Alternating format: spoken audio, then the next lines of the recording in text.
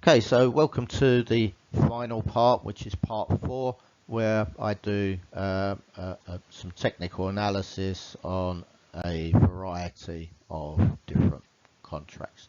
Just remember these are futures based. So the price between CFDs and futures, there is a difference. But you know, if you sort of focus on both of them, you can work out roughly what that average difference is. Just a reminder, so in the right hand column, the numbers in there, if they're black, they are support resistance levels of trend lines. Pink numbers are breakout levels. Claret numbers, they're just where I've identified support or resistance horizontally, or they're based on double or triple tops or bottoms. And the Fibonacci colours and the pivot point colours are there also.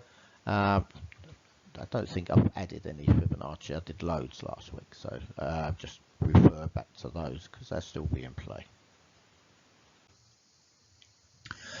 Okay, so we're going to start off by looking at the Dow Jones as usual.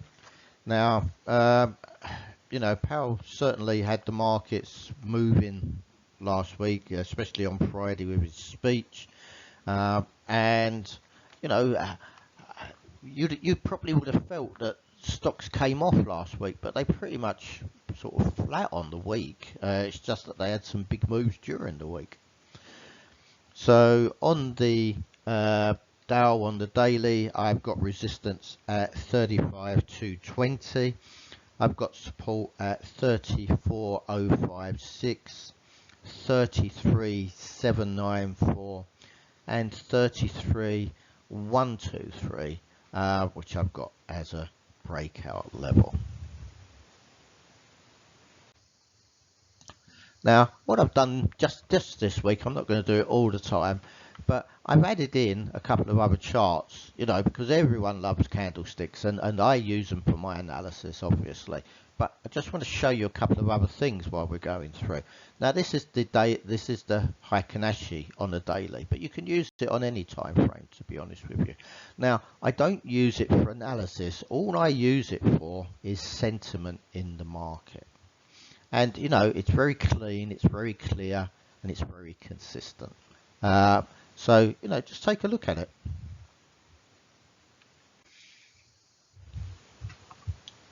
Okay, so now we're moving on to the 30-minute for the Dow.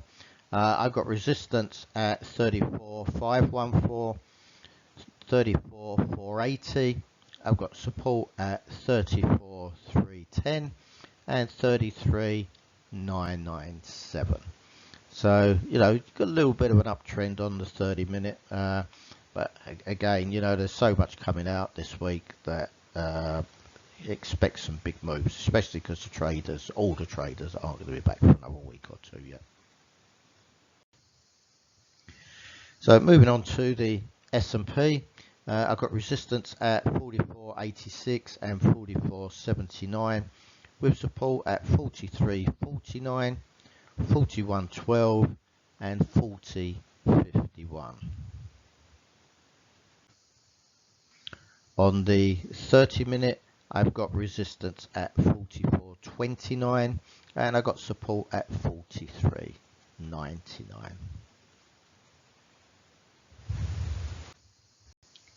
So here's the other chart that I'm just adding, one that I do use, and I just use it for support and resistance. I just look at it horizontally. I don't put any sort of angled support and resistance, although many do. I just don't think they hold in that well. But I just look for, you know, where I can see the market struggling, where it feels as though it's sort of too high and the sellers are too strong, or the buyers are too strong in the market.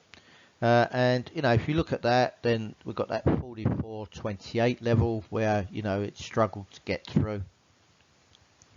And then sort of closer, that 44.18. Support levels not too much to be seen there until you get down to that 43.89. Now the thing about point and figure is, although there's a time and date at the bottom, they're just reference points, because point and figure is all about price action. There isn't actually any, they don't populate because of time. They only populate from changing price. So again, it's something to look at. We cover all this on our courses, so feel free to reach out and perhaps do our one-day workshop on technical analysis. I'll teach you some new stuff, and hopefully it's going to be helpful. Okay, so moving on to Nasdaq, I've got resistance at 15,914 and 15,430. I've got support at 14,743 and 14,242, which is also a breakout. On the 30-minute for Nasdaq, I've got resistance at 15,003 and support at 14,801. As you can see, it rejected the pivot point late Friday afternoon. Moving on to the Russell, the small cap stocks. So resistance at 1939, 1927 and 1886, with support at 1833 and 1739. On the Russell, I've got resistance 1867 and 1858. I've got to be honest with you, I couldn't really find a short-term support level, so I haven't put one in. I'm not someone that makes up levels. If I can't see one, then there isn't one, and I'm not going to trade it on making something up, because that's likely to cost me money. And as you can see, although it did get above, below S1, it got rejected. And you see those two big long candles there, that big quick sell-off and then the immediate bounce that came back from that. You see that so often in the markets. Okay, moving on to currencies. So here's the pound against the dollar cable.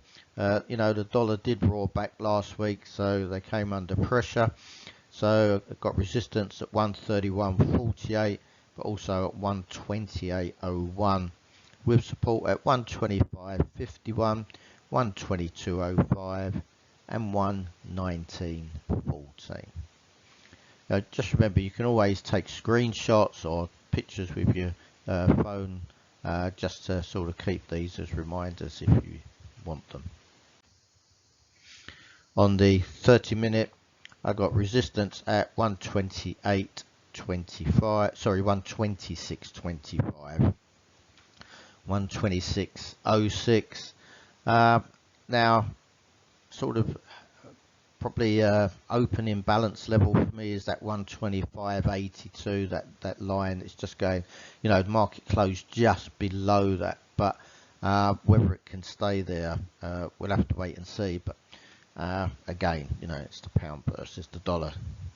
I look at the technicals. I love the technicals, but I also use the fundamentals to make my trading decisions. And again, that's an area we can help you with if you need it. Support I've got at 125.62. Was a good day for trading the pivots, actually, because it rejected both the pivot and S1. So yeah, there's some really nice trading opportunities there. The euro against the dollar, so got resistance at 111.77, 109.63, 109.27. It is looking a little bit in a downtrend at the moment. Support at 107.74, 106.70, and 105.27, which is also a breakout level. And if you look at that chart, if it does break that 105.27, it's it's way off at the moment, but these markets can move fairly quickly, depending on, especially when there's a lot of sort of US data this week. You can see that there's not that much to hold it up if it does get through there, but that's if at the moment. Then on the 30-minute, I've got resistance at 108.20, support at 108.02. I would expect to break out there very quickly, one way or the other. Not sure which way. Well, I am, but I can't say. Okay, for Bitcoin, you know, it was so steady for so long, at sort of just above that 30,000 level, and then it had that big sell-off, which is still there at the moment. And you know, now it's starting to consolidate again. So I've got resistance at 32,358, 30,270. Support at 23,985, which is also a breakout level. I wouldn't like to see it get down there though. If it does start to move up, then we've got that gap to fill. Now the gap is where I put in those two sort of turquoisey color blue numbers. It's from 26,510 up to 27,655. You know, I will trade gaps, but I want big gaps, and the reason for that is because I want the market to convince me that it's going to try and close it before I get involved. So I need to see it start to go into that gap and get the sense that they are going to try and close it before I'll trade it. If it's a small gap, there's not enough for me to work with. It's not going to meet my risk reward. On the 30-minute, I've got resistance at 26,392 and support at 25,892. Here's the Bitcoin versus the Nasdaq. You know, I'm just keeping it in really, just so you can see that relationship of what Bitcoin's doing versus the stock market. Does it have that much value? I suppose it does if you're trading them both, but if you're not, then not so much. Moving on to gold, that had quite a volatile week. I've got resistance at 1996 and 1952. I've got support at 1911 and 1884, which is also a breakout. It's in a slight downtrend at the moment. It doesn't seem to be too much confidence in that market. I think it's a bit confusing for most people at the moment, to be honest with you, gold. On the 30-minute, I've got resistance at 1945. I've got support at 1930, 1925. And as you can see, it came down, tested that S2 level, and had a really good bounce from there towards the late afternoon session. Last but not least, oil. It's one of my favorite contracts. So I've got resistance at 83.24. I've got support at 77.82. I've got support at 77.59 and 73.83.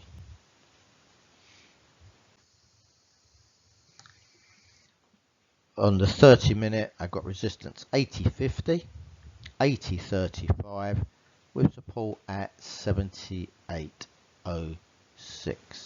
So as you can see, some pretty big moves there as well. What can I say? Probably $80 is almost like fair value at the moment. You know, it seems to be ranging either side of that.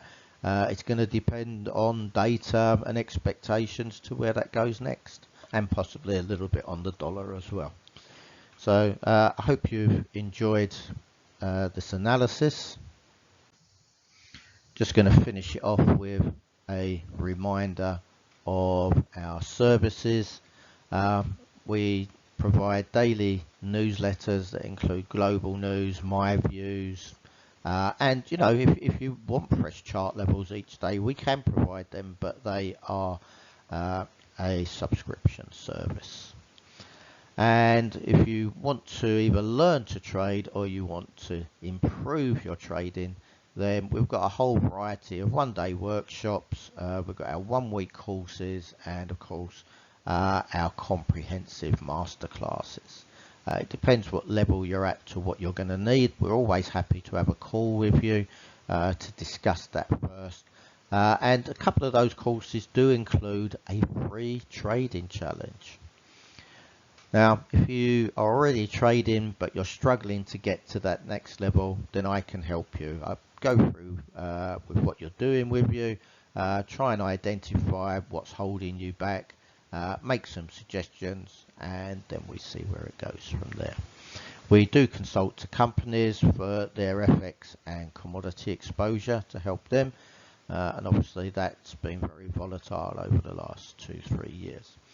Then we provide a great deal of educational content to individuals, exchanges and brokers. And then of course, as I mentioned before, those funded trading accounts for the guys that, you know, maybe you don't want to risk your capital, or maybe you just feel that you haven't got enough capital. You know, I mean, these funded trading accounts can go up to like $1 million plus, so they're definitely worth having a look at. And if you want to contact us, then it's info@symaxfintech.com, and my email address is chris.tubby@symax-int.com. So that's the end for this week. I hope you enjoy what we do for you here. Would love to get some feedback. You can either email us with that, or perhaps just leave it below these posts that we do. So have a great week, and of course be lucky.